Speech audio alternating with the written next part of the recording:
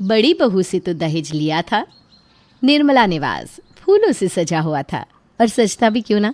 घर के छोटे बेटे प्रेम की शादी जो होने वाली थी, और वो भी घर की पहली लव मैरिज। ये लव मैरिज तो 2-4 साल पहले नहीं कर सकता था प्रेम? पहले ही कर ली होती तो हम लोगों को भी मौका मिल जाता, नहीं भैया? अरे नहीं भाई, मुझे मत बोल। I am already married and very happily married. अरे वेट, प्रिया का कॉल आ रहा है भाई। हाँ, बोलो प्रिया, मम्मी से बात करनी है। अच्छा, अभी करवाता हूँ। प्रेम फौरन अपना फ़ोन अपनी माँ निर्मला को देता है। बताओ, अभी आई भी नहीं, फिर भी दिन में 3 बार मुझे याद कर लेती है प्रिया। हाँ बेटा, बता क्या बात है? वो आंटी, घर में टोटल कितने लोगों के लिए शगुन बनाना है? आप नंबर्स बता दीजिए तो मैं लिफाफा तैयार करवा लूँ। ये सुन ले प्रेम, क्या बोल रही है प्रिया? क्या बेटा तू ये लिफाफे और शगुन में पड़ गई है? हैं? तू क्या चाहती है, मेरा प्रेम मुझसे नाराज़ हो जाए? ये कोई अरेंज मैरिज थोड़ी ना है जो हम तुझे एक एक नियम बराबर से करवाएंगे।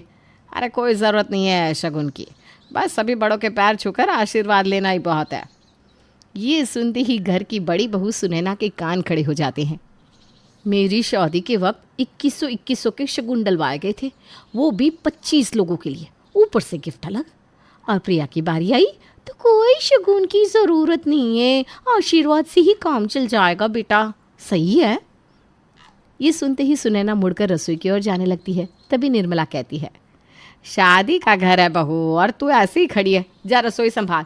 देख तेरी बड़ी ननद आई हुई है ना। बता बेटा, क्या खाएगी तू?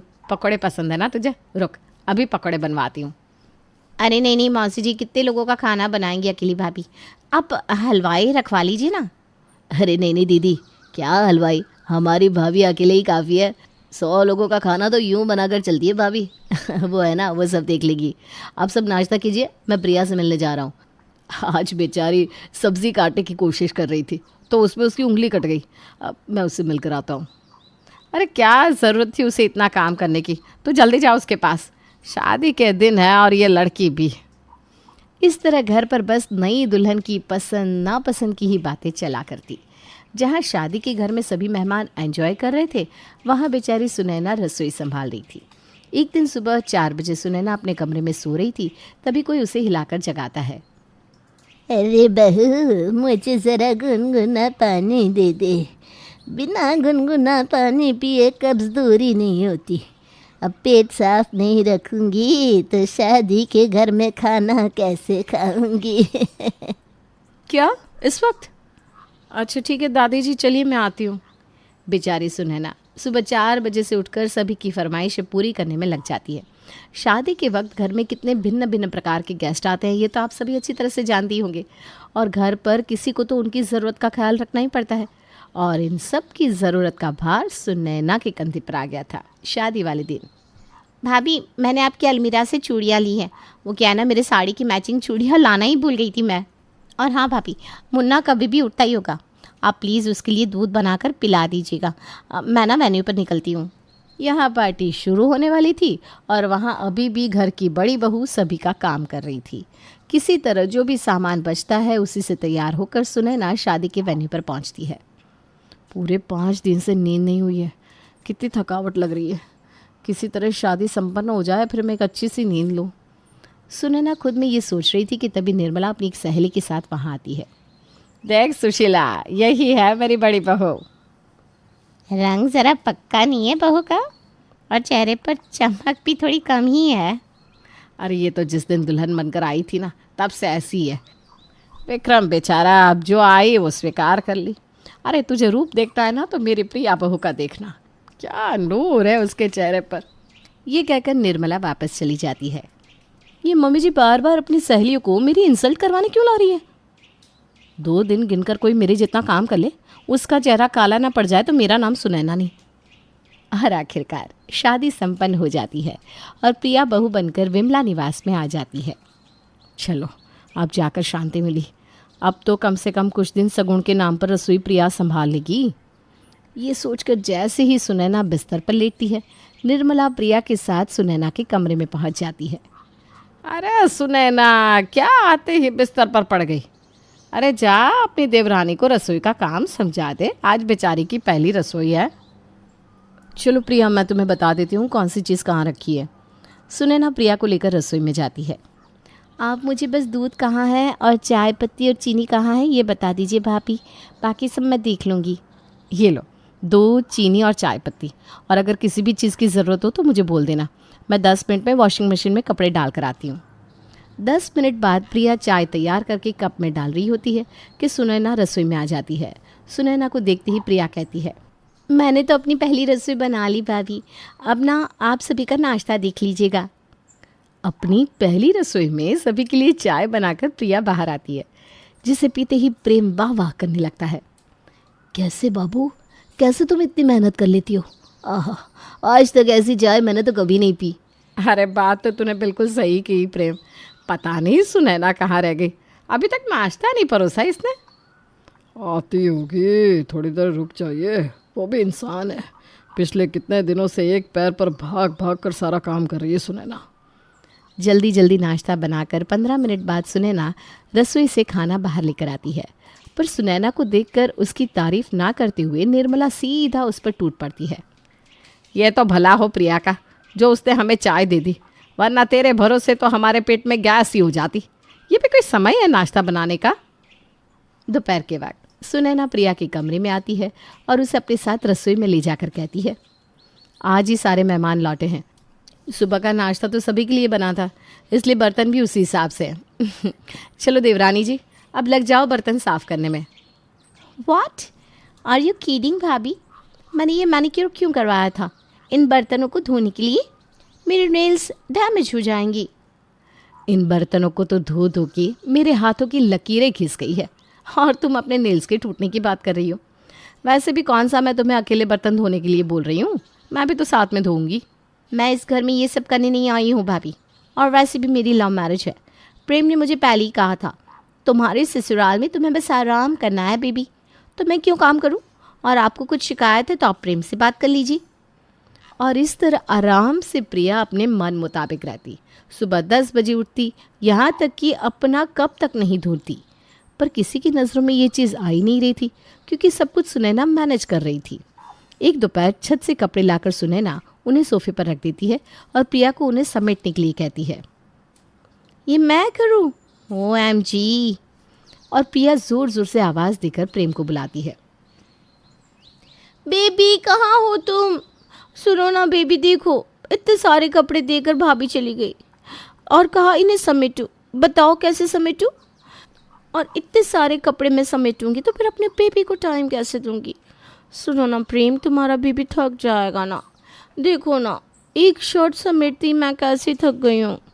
ओह मेरा बच्चा क्यों टेंशन लेता है, मैं हूँ ना, चलो तुम हटो, ये काम मैं कर देता हूँ। पर फिर भाभी ने मुझे किचन में भी बुलाया है। अरे तुम क्यों टेंशन लेती हो, सब छोड़ दो ना भाभी पर, वो है ना सब देख लेगी, तुम बस अपना ख्याल रखो बेबी। रसोई के दरवाजे पर खड़ी सुनैना ये सब सुन लेती है और गुस्से से अपने पति के पास जाती है। ये सब हो रहा है तुम्हारी बीवी के साथ और तुम्हें खबर भी नहीं है। प्रिया से कोई एक काम करने के लिए नहीं कहता, और मैं अगर काम कह दूँ तो उसमें भी उसे प्रेम की मदद मिल जाती है, पर मेरी तो कोई मदद नहीं करता। मुझे तो कोल्हू का बैल बना दिया है। बहुत हो गया, 4 महीने हो गए प्रिया की शादी को, पर एक काम नहीं करती, सब कुछ मैं करती हूँ और ताने भी मुझे ही सुनने पड़ते हैं। अब मैं और ये बर्दाश्त नहीं कर सकती, या तो हम ऊपर वाले फ्लोर में शिफ्ट हो जाते हैं या मैं अपने मायके चली जाऊँगी। नहीं सुने ना, तुम कहीं नहीं जाओगी। देखो मैंने कभी तुम्हारे लिए स्टैंड नहीं लिया, पर आज लूँगा। जाने अनजाने में मुझे तुम्हारी जो भी तकलीफ़ है नज़रअंदाज हुई है, उस सब के बदले आज ही मैं मम्मी से बात करूँगा और ऊपर के रेंटर्स को हटवा देते हैं और हम ऊपर शिफ्ट हो जाते हैं। और ज़रा भी देरी किए बिना विक्रम उसी रात सभी के सामने अपनी बात रख देता है। सुनैना पर काम का बहुत प्रेशर बढ़ गया है मम्मी, उससे अब इतने लोगों का काम हैंडल नहीं होता, और मैं भी नहीं चाहता कि सुनैना बहुत प्रेशर ले। इसलिए अब सास बहू का रिश्ता या देवरानी जेठानी का रिश्ता और ख़राब हो उसके पहले ही हम ऊपर शिफ्ट हो जाएंगे। अरे काम करती क्या है तेरी बीवी, हो जा शिफ्ट, हमें कौन सी आफत आ जाएगी। बोल तो ऐसे रही है जैसे घुट घुट कर अपने हाथों से हमें पानी पिला रही थी। कल ही रेंटर्स का महीना पूरा होने वाला है, कर दो उनकी छुट्टी और हो जाओ ऊपर शिफ्ट। अलग घर में अगर तेरी पत्नी और तेरी अकल ठिकाने ना आ गई ना तो मेरा नाम भी निर्मला नहीं। अकल तो किसकी ठिकाने आएगी वो तो वक्त ही बताएगा मम्मी जी। एक बात मैं साफ साफ बता देती हूँ, खाना मैं सिर्फ दोपहर का ही नीचे भिजवाऊंगी, उसकी भी जरूरत नहीं है बहू, तेरी सास है ना, सब देख लेगी। और निर्मला निवास की बड़ी बहू घर की ऊपर मंजिले में शिफ्ट हो जाती है। अगली सुबह सुनैना तो वक्त पर उठकर अपने पति को टिफिन दे देती है और यहाँ 9 बजे तक नीचे सभी चाय के इंतजार में बैठे रह जाते हैं। अरे प्रेम, प्रिया उठी नहीं क्या? उसे बोलना चाय बनाना है। अरे मम्मी, आप तो जानती हो ना, वो 10 घंटे की ब्यूटी स्लीप लेती है। वो तो 10 बजे ही उठेगी। उसकी नींद पूरी नहीं हुई तो आपकी बहू के चेहरे का ग्लो चला जाएगा। एक काम करो ना मम्मी, आप ही चाय बना लो। निर्मला को खुद ही रसोई में जाकर चाय और नाश्ते की तैयारी करनी पड़ती है। कुछ देर बाद रोज़ की तरह प्रेम चाय का कप लेकर प्रिया के कमरे में जाता है और चाय पीकर प्रिया कप वहीं रख देती है। दोपहर के वक्त सभी फिर से खाने के इंतज़ार में डाइनिंग टेबल पर बैठे थे। देखो, अब मैं रसोई नहीं देखने वाली। क्या बना रही हो प्रिया तुम? क्या बनाना है मम्मी? कुछ बाहर से मंगवा लेते हैं। ओह, मेरा बेबी कितना स्मार्ट है। रुको, अभी मंगवाता हूँ। प्रेम सभी के लिए बाहर से खाना मंगवा लेता है। इसी तरह 2 दिन निकल जाते हैं। रोज़ रोज़ बाहर का तू खा सकती है बहू, मेरे और तेरे पापा की उम्र नहीं रही है। हमें नहीं पचता ये खाना। अब तो घर पर ही कुछ बना लेना बेटा। प्रेम, मैं इतना काम कैसे करूँगी? एक काम वाली रख लेते हैं। आओ बाबू, ये सही है। कल ही मैं एक काम वाली को ढूंढता हूँ। अगले ही दिन प्रेम एक काम वाली को लेकर अपने घर आता है। एक तो बाहर के खाने का खर्च, ऊपर से अब काम वाली भी आ गई। जो किराया आता था वो भी आना बंद हो गया। क्या दिन आ गए हैं। झाड़ू, पोछा और बर्तन करने के बाद काम वाली रसोई में जाकर अपने हिसाब से खाना बना देती है। घर के मेंबर के हाथ का खाना और किसी कुक के हाथ के खाने में कितना फ़र्क होता है ये तो सभी गृहिणियाँ जानती होंगी। शांति के हाथ के बने हुए खाने का पहला निवाला जैसे ही मोहन अपने मुंह में लेता है, वो उसे निगल ही नहीं पाता। ये सब्जी है? सब्जी के नाम पर लगता है रोटी के साथ पानी दे दिया किसी ने। ये रोटी है पापा? आप इसे रोटी कहते हो? इसे तो काटने के लिए भी आरी चाहिए। अपने हिसाब से सब्जी उसने ठीक पानी की तरह बनाई है। पहले इस रोटी को इस पानी में भिगो लो, 2 दिन के बाद ये सॉफ्ट हो जाएगी, फिर खा लो। पर भूख लगी है प्रेम, बाहर से मंगवा लेते हैं प्रिया। मम्मी, ज़रा 500-700 रुपये देना, बाहर से कुछ खाना ऑर्डर कर लेते हैं। अभी तक तो प्रेम बाहर से खाना अपने पैसों से ऑर्डर कर रहा था, पर अब वो अपनी माँ से पैसे मांगने लगा। कल से आने की ज़रूरत नहीं है शांति, ऐसा खाना हम नहीं खा सकते। ठीक है, फिर मेरे 1 हफ्ते का हिसाब कर दीजिए। 1 हफ्ते का पैसा? यही तो कॉन्ट्रैक्ट का हिस्सा है। मैं जहाँ भी काम करती है तारीख 6ठे दिन से गिनती है, तो 5 दिन का एडवांस बनी और 2 दिन मैंने काम किए उसके। और खाने की क्या बात कर रही है आप? यहाँ बहू रानी सुबह 10 बजे उठती है। मेरे को तो ये भी नहीं बताया गया कि रसोई में क्या कहाँ रखा है। पहले पूरा घर साफ करो, तब बहू रानी सो रही होती है। फिर वो उठेगी, फिर उसका रूम साफ करो। अरे अपना बेड तक नहीं बनाती। फिर बर्तन दो, बहू रानी के खाए हुए बर्तन बेड के नीचे मिलते। यहाँ कप, वहाँ प्लेट, फिर कपड़े धो, फिर खाना बनाओ। अरे मशीन हूँ क्या मैं? आधा समय तो आपकी बहू के नखरे उठाने में चला जाता है। गोद में उठाकर घूम नहीं सकती मैं इसे। अरे ढूंढ लो दूसरी काम वाली, कोई इतना काम नहीं करेगी। पर हमारी बड़ी बहू तो करती थी, बस बेचारी की कदर नहीं थी। पर इतनी जल्दी निर्मला सुनैना की अहमियत समझ जाए, इतना आसान तो नहीं था। शांति को निकालकर दूसरी कामवाली निर्मला निवास में आ जाती है, पर यह भी एक दिन से ऊपर टिक नहीं पाती। रोज़ बाहर का खाना खा खा कर निर्मला की तबीयत बिगड़ जाती है। एक रात चुपके से मोहन सीढ़ियों से ऊपर जाता है। आ गए आप पापा जी? हाँ बहू, जल्दी से कुछ खिला दो। बाहर का खाना मुझे पचता नहीं और रोज़ भूखे सो सो कर तो आंतड़ियाँ सूखने लगी है। आई एम सो सॉरी पापा जी, कितना कुछ सहना पड़ रहा है आपको। आप लोगों को भूखा छोड़कर ऊपर आना मेरे लिए कितना मुश्किल था, ये बस मेरा भगवान ही जानता है। कभी कभी सबसे कोमल हृदय वाले लोगों को सबसे कठोर कदम उठाने पड़ते हैं। पर तू चिंता मत कर, नीचे मौसम बदल गया है। यहाँ मैं सभी के लिए अपनी जान छिड़कती हूँ और प्रेम फिर भी प्रिया से कह रहा है सब कुछ भाभी पर छोड़ दो। कितना गलत है ये। रसोई के दरवाजे पर खड़ी सुनैना का अपने देवर देवरानी की ये बातचीत सुनकर दिल टूट जाता है और वो रोते हुए छत पर चली जाती है, जहाँ उसे मोहन रोता हुआ देख लेता है। तेरी सारी जिंदगी यूं ही देवरानी की खिदमत में बीत जाएगी बहू, अगर तू इसी तरह चुप रही और सब कुछ सहती रही। तुम्हें और आगे कष्ट उठाने पड़ेंगे। बहुत हो गया, अब इन लोगों को दिखा दे कि तेरी अहमियत क्या है। पर कैसे पापा, क्या करूं मैं? अलग हो जाओ। जब 2-4 दिन सूखी रोटियां तोड़नी पड़ेगी तो सबकी अकल ठिकाने लग जाएगी। पर अपने ससुराल वालों के साथ ऐसा मैं कैसे कर सकती हूँ? मुझे पाप लगेगा। अगर तू अपने बाप समान ससुर की आज्ञा का पालन नहीं करेगी तो भी तुझे पाप लगेगा। चल आंसू पोंछ और गुस्से में अपने पति के कमरे में जा और उससे अलग होने की बात कर। यही मौका है, लोहा गरम है, मार दे हथौड़ा। और किस तरह सुनैना ने गरम लोहे पर हथौड़ा मारा था वो तो हम सब देख ही चुके हैं। मोहन चुपके चुपके सभी के सोने के बाद अपनी बड़ी बहू के पास जाता और अपनी पेट पूजा कर लिया करता। फिर एक दोपहर, नहीं खाया जा रहा है बाहर का खाना मम्मी। मम्मी आप बना लो ना, मैं अपनी बेबी से काम नहीं करवा सकता। अरे तेरी बेबी के चक्कर में हम लोगों का बाबा हो रखा है। एक काम नहीं करती, वो सर पर चढ़कर बैठी रहती है। मालकिन है क्या इस घर की? सुनैना ने तो शुरू से इस घर को संभाला है पर एक शब्द कभी नहीं बोली। अब तो मुझे लगता है कि ठीक किया सुनैना अलग हो गई। तब तो जाकर मुझे इस प्रिया का असली रंग पता चला।